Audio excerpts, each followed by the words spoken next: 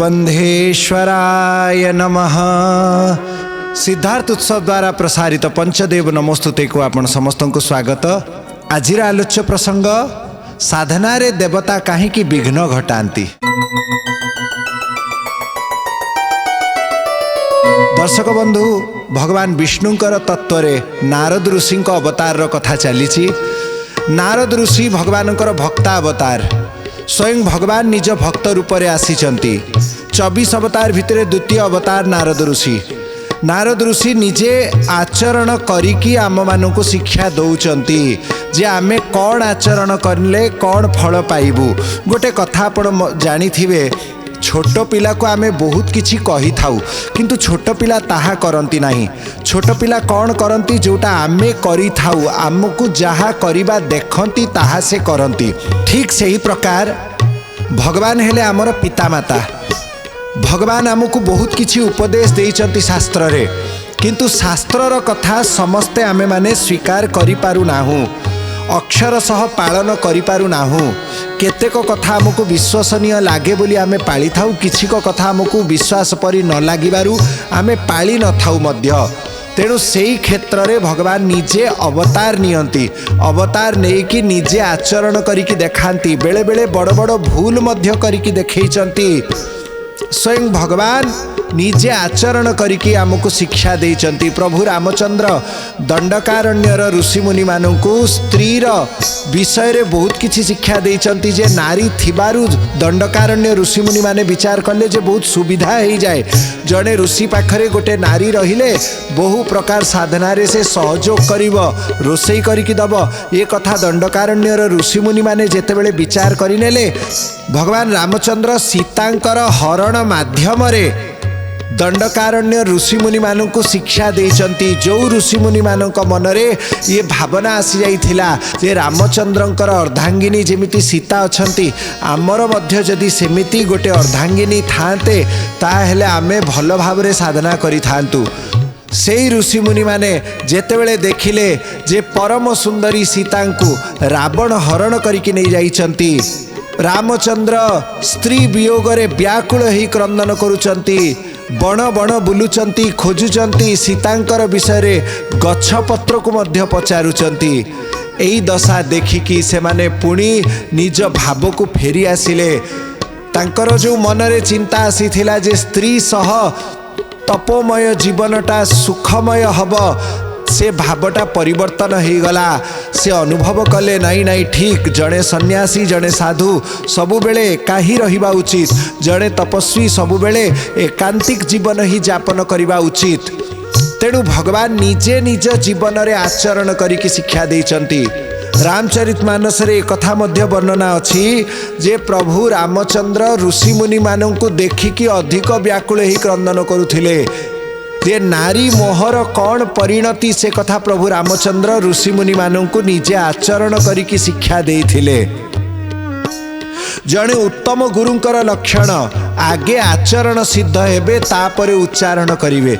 बिना आचरण रे उच्चारण जदि करा जाए ताहा फलवान हुए नाही, सेथिरे सठिक प्रभाव पड़ी न थाए। तेणु आपनी आचरे धर्म अपरे सुखान, ये कथा आचार्य मानकर कर्तव्य। स्वयं आचरयति इति आचार्य, निजे आचरण करे ताको आचार्य बोला जाए। अन्य मानू को आचरणर शिक्षा दिए, आचरण शिक्षयति इति आचार्य। जे आचरणर शिक्षा दे थाए ताको आचार्य बोला जाए। तेणु गुरुंकर कर्तव्य जे निजे निज जीवनरु अन्य मानू को आलोकित करिवे। भगवान नारायण नारद रूप रे अवतार नैचंती, अनेक जिनस शिक्षा देइचंती। तन्मध्यरु गोटे शिक्षा अछि, जदि मनरे गर्व आसीब ताहेले तार बड़ विकट दंड भोग करिबाकू पड़ी थाए। अभिमान महान शत्रु अछि मनुष्यर, तेणु समस्ते आमे अभिमान को त्याग करिबा उचित। ए कथारे गोटे सुंदर प्रसंग शिव पुराण रे प्राप्त होई थाए, जहाकू गोस्वामी तुलसीदास रामचरितमानस बाल्यकांड रे मध्य वर्णना करिसंती। किंतु भगवान वेदव्यास शिव पुराण रे बहु पूर्वरु ए कथा को विशद भाव रे वर्णना करिसंती। आसंतु आमे जानिबा से प्रसंगटा कौन पाई भगवान नारायण निजर प्रिय भक्त नारदों को छलना कले।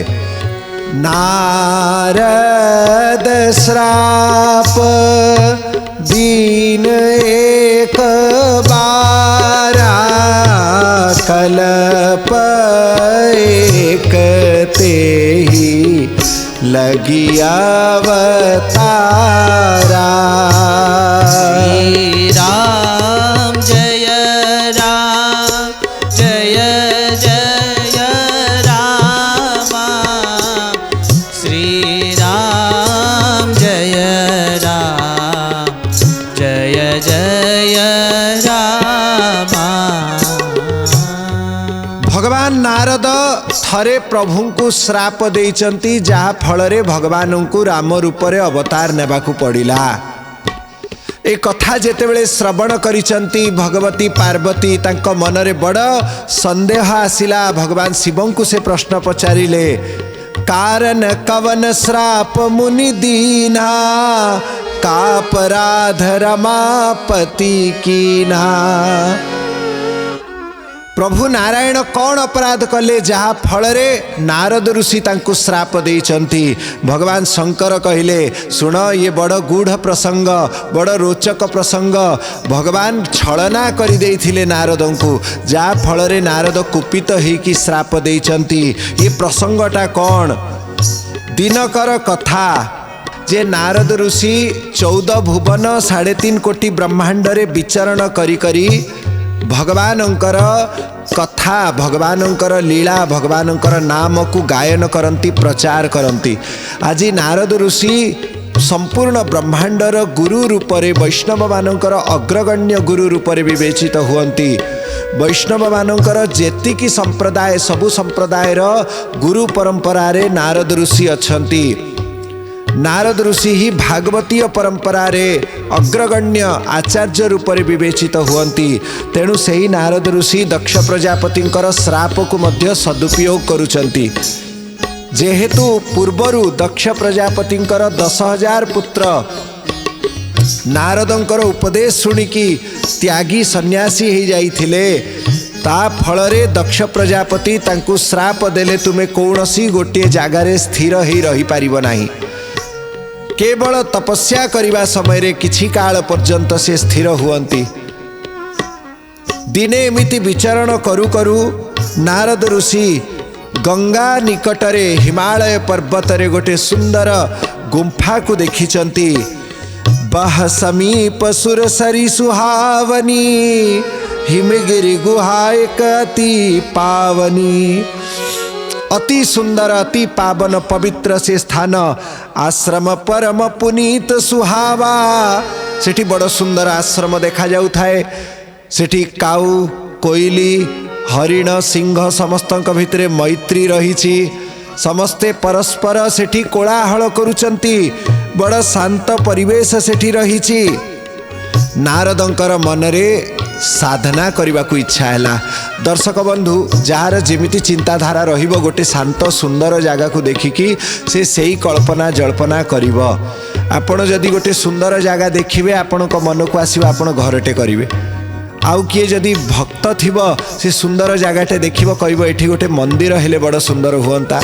जदि गोटे सुंदर शांत परिवेश देखिकी जड़े टोका चिंता करिबो मोर प्रेमिका को मु नहीं आसिकी एठी गपंती, मोर एठी टाइम पास हुअंता। जदि ता हृदय रे सेमती भक्ति थिबो, से जदि साधना करुथिबो, साधु संग करिथिबो, ताले से विचार करिबो एई जगह रे बसिक मु टिके नाम जप करंती, मु टिके सत्शास्त्र पढ़ंती। किए जदि मदुआ थिबे से कहबे सांग साथी को डाकिकी एई जगह रे जदि बसिकी मद पीबू। तेणु जागा सेया, किंतु आम मानकर भावना अनुसार आमे विभिन्न प्रकार कल्पना जल्पना करि थाउ। जे सत तार मनरे सत संकल्प आसे, जे असत ता मनरे असत संकल्प आसे। तेणु आमर वैदिक सूक्त रे कुआ जाइछि तन्मे मनः शिव संकल्प मस्तु। आम मनरे सब बेले शिव संकल्प आसु, सत्य संकल्प आसु, उत्तम संकल्प आसु। कारण जेमिति संकल्प आसीबो सेमिति ही आमर व्यक्तित्व निर्माण हब। वास्तव रे a man is what he thinks, मनुष्य जहाँ भावे ताहा ही तार चरित्र रे परिलक्षित हेबाकू लागे। आमे जेमिति विचारधारा पोषण करिबु आमर व्यक्तित्व, आमर चेहरा, आमर शरीर सेई विचारधारा रे परिणत हेई चालिबो। तेणु सबुबेले भल विचारधारा रखिबा उचित, सबुबेले उत्तम चिंतन रखिबा उचित। परोपकार, आध्यात्मर, ईश्वर चिंतार, ईश्वर भक्तिर चिंतन मन भितरे आणंतु, ईश्वर भक्तिर चिंतन मन भितरे आणंतु। नारद जी एई स्थान रे बसिकी भगवानंकर चिंतन करने को लगिले। सुमिरत हरि श्राप गति बाधी, सहज विमल मन लागी समाधि। तांकर मन पूर्वरु ही निर्मल थिला, भगवत चिंतन परायण थिला बोलिकी एकाग्र ही गला। एकाग्र हवा मात्र के तांकर मन समाधिस्थ ही गला। श्राप गति बाधी, एठी जो कथा कुआ जाइछि, श्राप कहार श्राप? दक्ष प्रजापतिंकर श्राप। श्राप फल कौनसी गोटे जगार गोटे मुहूर्त रु अधिक रही पारिबे नहीं, 45 मिनिट रु अधिक रही पारिबे नहीं। किंतु नारद ऋषि जो श्राप पाइले भगवानंकर स्मरण द्वारा से श्रापर गति बाधित ही गला। तार अर्थ नारद जी सेठी बहु काल पर्यंत तपस्यारत रहीगले, सेठी समाधिस्थ ही रहीगले। तापरे कौन हिची? मुनिगति देखी सुरेश डेराने, इंद्र डरीगले। भागवत रे गोटे बड़ सुंदर कथा अछि, जे जन धर्म मार्गे जाती देवे ताहांक विघ्न चिंती। जो माने भक्ति मार्ग रे जाती देवता तांकर निहाती विघ्न करि थांती। कौन पाई देवता विघ्न करंती?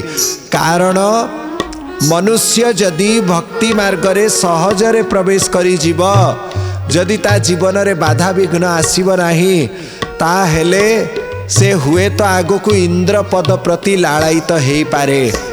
भगवान हेले कृपा समुद्र, हुए तो से कृपा करिकी अयाचित भावरे मध्य इंद्र पद से भक्त को न दे दियंतु। तेणु इंद्रंक मन रे बड़ भय जागृत हुए। तेणु से बहु प्रकार विघ्न मध्य सृष्टि करंती, बहु प्रकार उपद्रव देखा जाए ता जीवन रे। सुख हाड़ले भाग सठ स्वान निरखी मृगराज, छिनिले जनि हाड़ जड़ तिमि सुरपति ही नलाज। जेतेबेले कुकुर हाड़ कामुड़े से समय कौन विचार करुथाए जे हाड़रू रक्त बोहुची, ताकू भल लागुथाए। गरम गरम लुणिया रक्त ता पाटी रे आसिले ताकू बड़ टेस्ट लागे, से भावे ये हाड़रू रक्त बाहरुची। किंतु वास्तव रे से हाड़ ता मुह को जेतेबेले से जोर जोर कामुड़े तार मुखरू ही रक्त झरे, एवं सेई रक्त को से जेतेबेले चूसे ताकू अनुभव हुए हाड़रू रक्त बाहरुची। ये सांसारिक विषय वास्तव रे आम निज शरीर रही क्षय करी करी कि आमे सेथिरे सुख पाउछु। विषय रे सुख नहीं, आम मन को आमे ता भितरे संघर्षरत करी करी कि आम मन को आसक्त करी करी कि आमे मानसिक शांति अनुभव करू। निज निज आसक्ति रही परिपूर्तिर सुख आमको मिले। जदि मनुष्यर मन अनासक्त हेई गला ताहेले कौनसी विषय रे ताकू रस लागिबो ही नहीं। आपण गोटे नारी को देखिले, नारी को देखिबा परे कल्पना जल्पना कले कि बहुत सुंदरी अच्छी, याकू कथा हेबी। तापरे जेतेबेले ता सहित कथा हेबाकू मिले नाही, आपणक मन बड़ जंत्रणा पाए। जंत्रणा पाई पाई जेतेबेले आपण से नारीटाकू पाइले, आपण को लगे आपण स्वर्ग पाई गले। किंतु ये जो दिन आपण ताकू देखिथिले ता पूर्वरु भी तो आपण खुशी रे थिले। जेतेबेले ताकू देखिले आपणक मन आसक्त करेइले, एवं तापरे से न मिलिबारु आउरी आपण झुरिले। तापरे मिलिबा परे तार जो नारी आगरु थिला एबे भी सेही नारी अछि, किंतु जेहेतु आपणक मन रे आसक्ति आसीगला ता फल रे से आपण को स्वर्ग परी मधुर लागिला। वास्तव रे से ना स्वर्ग परी मधुर थिला ना अछि ना आगो को हबो। आपणक मन जेतेबेले ता प्रति आकृष्ट रहिबो, जेते अधिक आकृष्ट रहिबो सेते अधिक सेतिरे सुख मिलिबो। जेतेबेले सेही नारीर किछि दुष्ट चरित्र आपण देखिबे, किछि भूल देखिबे आपणकर मनरे ता प्रति घृणा आसीजिव तापरे आपण ताकू देखिले ही घृणा करिवे। ये सबु मनर खेल। जेमिति से कुकुर कामुड़ुथिबा हाड़ भितरे केवल कुकुरर निजर रक्त ही से निजे पिउची किंतु भाबुची हाड़रू रक्त झरुची। एवं सेई दृश्य को देखिकी गोटे सिंह मने मने हसे, यारे जदि मृग रही मृग को खाई न पारी ये केवल मृगर हाड़टा को कामुड़ुची।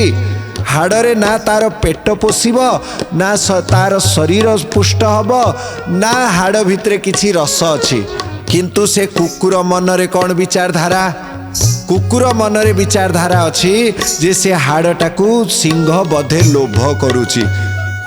तेणु कुकुर कौन करे से हाड़टा को धरिकी कामुड़िकी दौड़िकी जाई लुचि जाए। यही समान कथा एठी गोस्वामी तुलसीदास जी महाराज वर्णना करुचंती। जे प्रभुंकर वास्तव भक्त तांको मनरे सांसारिक सुखर लालसा न थाए, एमिति कि स्वर्गीय सुख स्वर्गीय पद स्वर्गर देवराज पद मध्य भक्त केबे इच्छा करे नाही। न पारमेष्ठ्यम न महेंद्रधिष्णम न ताकू परम पद मध्य मिले नाही। भक्त को केबे परम पदर मध्य इच्छा न थाए, ब्रह्म पदर इच्छा न थाए, इंद्रादि देव पदर इच्छा न थाए। भक्त मनरे केबे ब्रह्मांकर पदर मध्य इच्छा न थाए, ब्रह्मांकर द्विपरार्ध आयुष प्रति मध्य लोभ न थाए। ता मनरे इंद्र पदर मध्य इच्छा न थाए, ता मनरे स्वर्गर चक्रवर्ती सम्राट हेबार मध्य इच्छा न थाए, मर्त्यर चक्रवर्ती सम्राट हेबार मध्य इच्छा न थाए। ता मनरे एमिति कि मोक्ष मध्य पाइबार इच्छा न थाए। भक्त केवल गोटे जिनस इच्छा करे, केवल गोटे वस्तु मागे, कौन? मो गुरुंकर मो गोविंदंकर सेवा करी चलिबी। भक्त भुक्ति मागे नहीं, सांसारिक संपत्ति मागे नहीं, मुक्ति मध्य मागे नहीं। ना भुक्ति ना ही मुक्ति मांगू मैं। भक्त केवल भगवानंकर सेवा मागे, केवल गुरु गोविंदंकर सेवा मागे। केवल तार मनरे इच्छा मु मो प्रभु को दर्शन करुथिबी, तांकर कथा मो कानरे पडुथिबो, तांकर सेवा मो हाथ करुथिबो, तांकर तीर्थरे मो पाद घुरुथिबो, तांकर सेवा पाई मो मन चिंतन करुथिबो, तांको मन जहा चाहे मु ताहा करुथिबी। मो जीवन मो प्राण तांकर प्रेम रे ही अर्पित हे जीव। भक्त केबे निज पाई आशा करे नाही, भक्त केवल देबा को इच्छा करे, भक्त केवल प्रभुंकर हे जीवा को इच्छा करे। नारद ऋषिंक मनरे इंद्र पदर लोभ नथिला, किंतु इंद्रंक मनरे भय थिला जे काले नारद इंद्र पद पाई तपस्या करुचंती। तेणु इंद्र बड़ चिंतित हेले, निजर प्रिय मित्र कामदेव को डाकिचंती। इंद्र कामदेव को डाकिचंती, परामर्श करिचंती। कामदेव कहिले, हे इंद्र तुमे जो मनरे भय करुच ताहा वास्तव रे व्यर्थ। तथापि जेहेतु इंद्र हेले सुरपति देवतांकर राजा, तेणु तांकर कथा कामदेव काटी पारिले नाही। तांको सांगरे आसीचंती। तेही आश्रम ही मदन जब गयऊ, निज माया बसंत निरमयऊ। सेठी बसंत ऋतु आसीगला। कामदेवंकर प्रथम अस्त्र है बसंत ऋतु। ऋतुराज बसंत, जो बसंत ऋतुरे कोइली शब्द उच्चारण करती, जो बसंत ऋतुरे पलाश पुष्प प्रस्फुटित हुअंती, जहाँ गोटे दिव्य अग्निर भाव सृष्टि करती। जो बसंत ऋतुरे चतुर्दिगरे सुंदर मलय पवन बहुथाए, ललित लवंग लता परिशीलन कोमल मलय समीरे। आहा बड़ सुंदर सेठी धीर समीर बहिबाकू लागिला। चली सुहावनी त्रिविध बयारी, शीतल मंद सुगंध। ये तीनिटा पवनर एठी उपमा दिया जाइछि। गोस्वामी तुलसीदास कहिछति तीनी प्रकारर पवन सेठी बहिले। प्रथम है शीतल, जे शरीर रे सिहरण सृष्टि करिव। मंद, अति तेज नथिब, जेमती वर्षा समय रे बात्या रकमर जो पवन आसे ताहा भल लागे नाही। ता भय सृष्टि करे, किंतु जदि मंद पवन बहिब ता मनरे कामना वासना जागृत करिदिए एवं सुगंधित विभिन्न प्रकार पुष्प मालती चंपा मल्ली आदि पुष्प मानकर वासना नहीं कि पवन आसुची। पलाश पुष्प किंसुक पुष्पर सुंदर पवन बहुची। एही समय रे सते कामदेव निजर पंचसर हाथ रे धारण करिचंती, निजर आखुर धनुष को निज हाथ रे धारण करिचंती, पुष्प सर को हाथ रे धारण करिचंती। रंभा मेनका उर्वशी आदि जो दिव्य देवांगना माने अछंती से माने सेठी आश्रमर परिसर रे प्रवेश करिले। नारद जी जानी पारिले किछि ना किछि ऋतु रे परिवर्तन हेछि। आखि खोली देखिले सब दृश्य अनुभव कले जे एठी किछि दैवीय घटना घटुची। किछि चिंता करिचंती मनरे जानी पारिले जे ये जहा हेई थाउ पछे कामदेव को पठेइचंती इंद्र। नारद किंतु सेतिरे विक्षुब्ध हेले नाही। तांकर जहा नियम साधन भजन तपस्या सेतिरे पुणी तल्लीन हेई गले। उर्वशी आदि निकट को आसीचंती, नारदं को स्पर्श मध्य करिचंती। नारदंकर समाधि को भंग करिबा पई बहु प्रकार चेष्टा करिचंती। काम कला कछु मुनि न व्यापी तपस्या जेते बेले करुचंती, जेते प्रकार बाधा विघ्न आसिला, जेते से उर्वशी मेनका आदि आसिकी उपद्रव सृष्टि करिबिले, जेते से माने बारंबार नारद मुनि को स्पर्श करिचंती, तांकर हाथ धरिचंती, तांको आलिंगन आदि करिचंती, तापरे मध्य नारद ऋषिंकर समाधि तुटिला नाही। तांको मनरे कामना वासना जागृत हेला नाही। काहे कि सीम की चापी सकई को तासु, ये बड़ प्रसिद्ध चौपाई। रक्षा पाई ये चौपाई को उच्चारण करा जाए।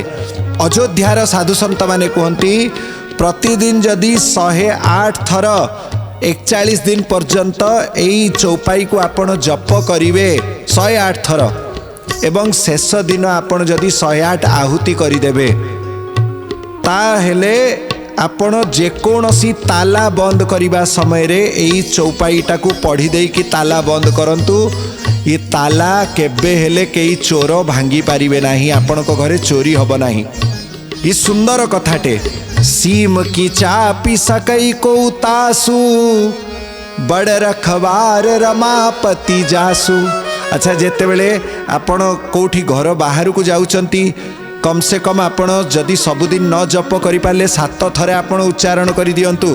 ताला को धरिकी जदि आपण को मनरे संदेह अछि जे काले चोर पसिबे, तेणु 3 थर 7 थर यही चौपाई को आपण उच्चारण करिकी प्रभु रामचंद्र को स्मरण करिकी तापरे जिबे, देखिबे आपण को घर केबे हेले चोरी हब नाही। जदि घर बाउंड्री करूचंती, बाउंड्री वाल रे मध्य नाली रंगर सिंदूर रे यही चौपाईटा को लेखिदेले मध्य से बाउंड्री को लंघन करिकी चोर आसी पारंती नाही। चौपाईटा कौन? सीम की चापी सकई को तासु, बड़ रखवार रमापति जासु। तेणु नारदंकर रक्षाकर्ता भगवान राघवेंद्र अछंती, प्रभु नारायण अछंती। तेणु तांको उपरे इंद्रर जेते काम कला प्रयोग हैला, जेते सबु आक्रमण हैला, नारद जी सेतिरे विजयी हेले। नारदंकर तपस्या रे कोनोसी बाधा सृष्टि हैला नाही। आजिर प्रसंग एठी रखिबा। पुणी पंचदेव नमोस्तुतेर आगामी अध्याय रे आपण श्रवण करिवे ये भगवान पुणी नारदं को छलना करिसंती। भगवान काहे कि भक्तों को छलना कले आमे जानिबा पंचदेव नमोस्तुतेर आगामी अध्याय रे। गुरुवंदेश्वराय नमः।